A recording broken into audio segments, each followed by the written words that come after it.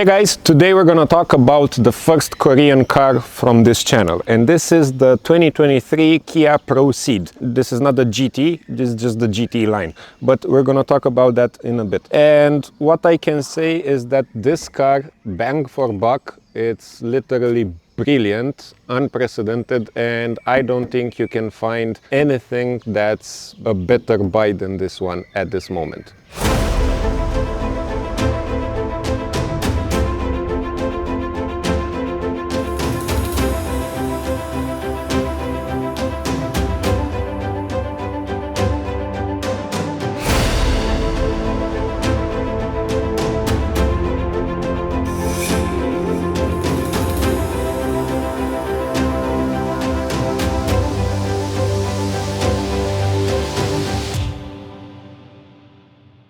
So at least here in Romania, you can buy the brand new Proceed starting from 23,000 euros. But that's just for the base model with a 1-liter engine. This is the 1.5-liter, 160 horsepower engine. And you can also buy a 204 horsepower engine. So that's another nice addition. You can buy it either a manual or an automatic. And at the same time, this car, the GT line with a lot of extras on it, ended up costing about 32,000 euros. So yes, it's hell of a spacious car. It's surprisingly dynamic, and I'm gonna talk about that a lot while driving. And at the same time, it actually looks very, very cool. So, talking a bit about the exterior, we can see the brand new headlights. These were put on the facelift, so starting with 2023. We have 3 daylight running lights on each side that transform into the blinkers, and this is the brand new Kia logo. At the same time, if you go a little bit down, we have not one but 2 open vents for the radiator, and the design is quite cool. It's quite slick and very aggressive, I may say. Here you can find the radar that actually works surprisingly good. I've tried it out. You can actually rely on it, and I cannot say that about all of the cars on the market. And here on the side we have this beehive type of plastic. The upper part is closed, but the lower part is open, and it comes here on the wheel arch, so it helps with the cooling. Coming on the side, we can see that we have 18-inch wheels on them, so that's 225 on 40 on 18, and I do love the fact that this car has proper tires on them, which means Michelin Pilot Sport 4. And they actually have sense on this car, because I haven't seen a production car that's actually an estate, which is basically a shooting brake, that is so agile, especially not at this price range. And just judging it from the side, look at its shape. It literally looks like the previous model of the Mercedes-Benz CLA shooting brake. I don't know, this is better, and at the same time, you can buy this for the same amount of money you can buy a CLA 250, the previous model I'm saying, but this one comes with 7-year warranty, that comes with less than 7 days warranty. Another thing that I enjoy is that we do not have chrome elements on it. These are satin, so that's a nice touch. At the same time, you have it over here as well, and you can see it has a nice color combination to it that makes it look more aggressive, and at the same time it kind of compacts the look of it. Here on the back we have a nice spoiler, which is black, so it stands out. At the same time, the third stoplight, it makes me think of a rotary. It literally makes me think of the Mazda RX-8, but at the same time, for a non-car guy, this just looks like the heart of Iron Man. And lower, we have Porsche stoplights, and they look very good, and also they are very high quality, so this is actually nice. The Kia logo, Proceed, and the fakest of the fake regarding exhaust pipes. There, it should be right here down. No, so that's here. So no, here is the exhaust pipe, but still it's hidden, and you just have fake over fake over fake, and it started raining. Yay! Trunk. manually operated. I haven't seen this in a while. And this is the most interesting trunk I've seen on a car so far. Why? Because you have 1, 2, 3, 4, 5, 6 hidden compartments in here. Is it 6? 1, 2, 3, 4, 5. Learning to count with DanTheRomanian, yeah. And 2 subwoofers. And the hidden compartments over here are extremely useful and very well thought of. If you're a drug dealer, you're okay with this car. Nobody will pull you over and nobody will know where to check. Now, 2 coat hangers, actually bag hangers over here, 2 subwoofers, and this thingy-majig. And at the same time, you can always do this, and you end up having from 550 liters of storage space all the way to 1500 liters of storage space. So that's a very good plus. There is one thing I do not like about this car though, is the fact that it's lacking of interior light. Okay, I'm not talking about this because this is useful and it has actually a dimmer as well, but there's no light coming from the outside. So if I close the door, you can barely see me. Don't want to see. Don't see that. Other than that, the seats are surprisingly comfortable. You have a lot of legroom, and at the same time, you can push a lot in here. So you can give a massage to the driver if you want, but there's no need because you do have a lot of legroom and you have more than 1 palm headroom, so that's also good. The quality materials are not the same as in the front. You only have soft materials where you touch with your hand, and I like the fact that the door pocket can also be used as a secondary storage space. And you have 1 USB-C down there. So now we are driving the Kia Proceed, and the Kia Proceed is the surprise of the year, if you ask me, because it's amazingly nimble and agile. It's very well balanced, talking about bang on buck, and it's very well balanced bang on buck. So I don't think you have a better buy than this car at this moment. I am literally in shock.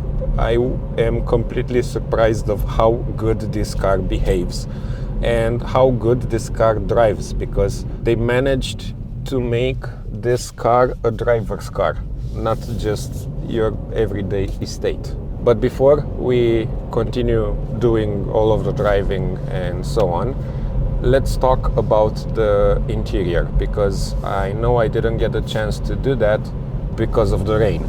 Yes, it started raining very bad and I just didn't get a chance, and I didn't want to get my camera wetter than wet. So you have 2 10-inch displays, the cockpit and the infotainment. They both are very responsive, not at all laggy. You even have a home screen, and this is actually Android. Therefore, if you used one Android phone in your life, you know how to use this. It's very easy. Other than that, I do love the fact that you have shortcuts over here that, yes, they are tactile, but if you just touch them, nothing happens. You have to actually press on them in order for them to action, you know? So that's a pretty nice touch. The camera is surprisingly dirty, therefore you can barely see in it right now. So I'm sorry, I cannot show you how the camera looks. And I'm just gonna pull over here for 1 minute. Now, if you go a little bit lower, you can see that you have your physical buttons for the climate control. That's a very good thing, and I hate the cars that lack of this function. Also, in this price range, you get heated front seats and heated steering wheel. You get a wireless phone charger that is so hidden that even if you forget your phone over here overnight, nobody will know that you have a phone in the car. It's that hidden.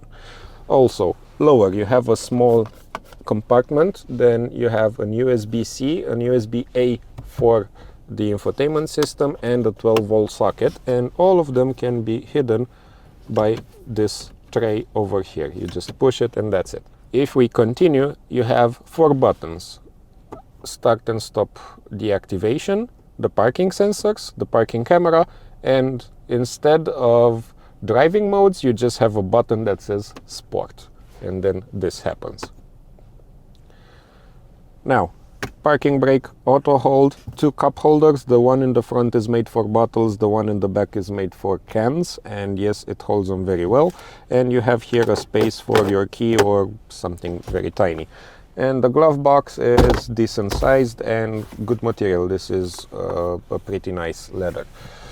Now, so the upper part is just like a soft leather, and over here, the lower you go, the softer it gets.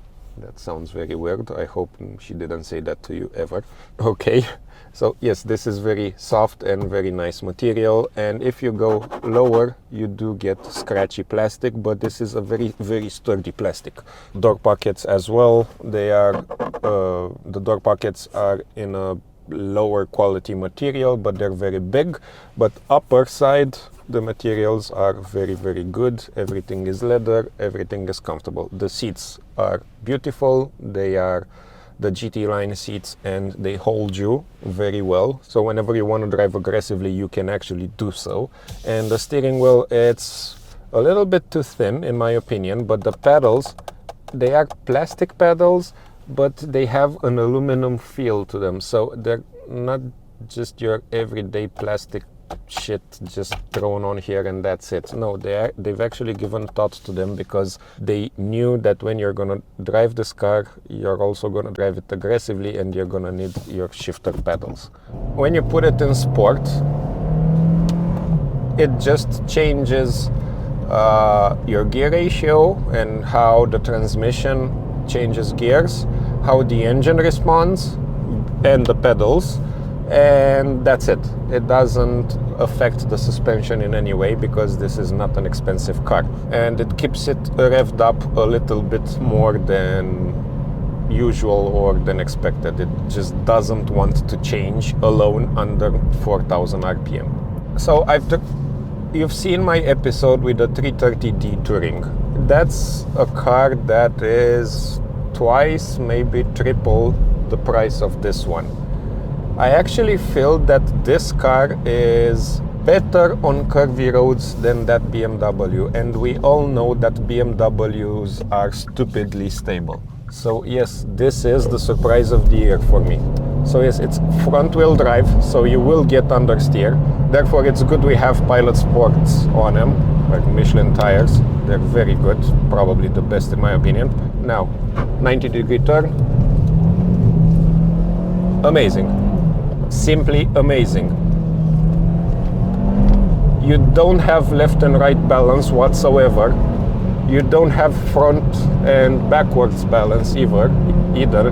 It just simply sticks to the ground, and I cannot believe this is happening in a fucking Kia. The engine is very, very potent. It responds well, very, very agile. Beautiful, beautiful, simply beautiful. I just want to drive this car on circuit roads all day long. This is all I wish to do with it. So yes, it will understeer. I have my systems on because I don't want to deal with understeer right now. I've dealt with understeering for 8 years of my life. That's how much I had front-wheel drive cars, and I don't want to deal with it right now. But also it's a good test for the systems, and the DSC or whatever the system is called, the traction control, it works wonders. It literally just works wonders. Amazing. I love it. I simply love it. That's all I'm gonna say. It's probably gonna be the surprise of the year, like all year long, and we're not even halfway through it. But this is the perfect example that you can make a very good and cheap car. Okay, it's not the cheapest of them all, but 30,000 euros for a car that drives like this, that has so many features, even including the heated steering wheel and all of the other stuff, you just don't see one. Yes, you do have the Mazda 3 that it's comparable, but it's not even close to being that as practical as this one. So bang on buck, this is the perfect car. I swear to God, it's amazing, and also completely unexpected. And on that note, I hope you guys enjoyed the video. Please hit me with a like and a subscribe, because I really need to get to 1,000 subscribers. I want to see what happens to YouTube afterwards, because being a Romanian, publishing in English with the brand new YouTube algorithm, that's just a bad combination, unfortunately, at least for starters. And I just want to get past that tiny start and make the YouTube just recommend me even more. So yeah, subscribe.